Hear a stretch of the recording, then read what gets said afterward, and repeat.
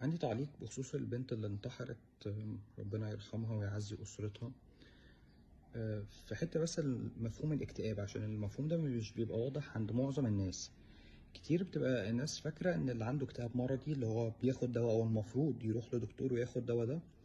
لو قعدت معاه وقلت له روق يا عم هيروق، او يعني ضحكته بنكتتين فهو هيفوق.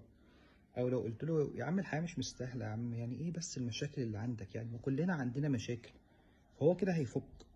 في الحقيقة الكلام ده عمره ما هيجيب معاه نتيجة، لأن اللي عنده اكتئاب مرضي اللي هو محتاج ياخد دواء أو اوريدي بياخد دواء عشان يعالج نفسه من الاكتئاب، في هرمونات بتتفرز في العقل للإنسان الطبيعي بتحسسه بالسعادة أو بالرضا، هي مش موجودة عنده، ما بتتفرزش بالكمية الكافية اللي تخليه هو راضي، تخليه هو عنده نفس ان هو يعيش، ان هو يصحى الصبح عادي زي ما حضرتك او حضرتك بتصحي الصبح عادي. يعني هو مش بيبقى عايز يقوم اصلا، مش بيبقى عايز يكمل في الحياة، ملوش نفس يعيش.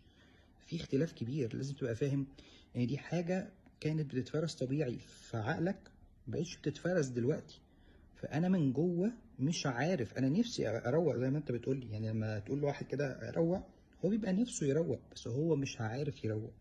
حاجة غصب عنه مخلياه مخنوق لا إراديا، مش عشان عنده مشاكل، هو ممكن يكون ما عندوش مشاكل، كان في مشكلة زمان يا عم وعدت خلاص عليها وقت، وانت مستغرب ازاي هو فاكر كل الوقت ده المشكلة دي.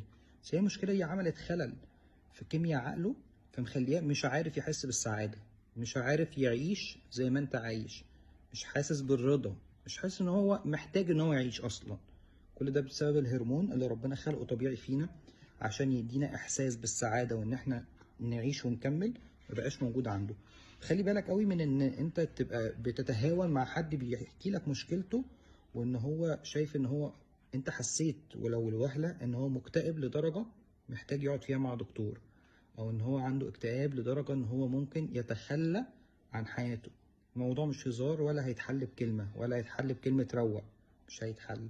لازم يقعد مع دكتور، لازم ياخد دواء، ولازم نقف جنبه، وما نسألش كل شوية عامل ايه، ايه اخبارك، اتحسنت ولا ما اتحسنتش، لان هي مش حباية هياخدها هيبقى كويس. الكلام ده مش هيحصل.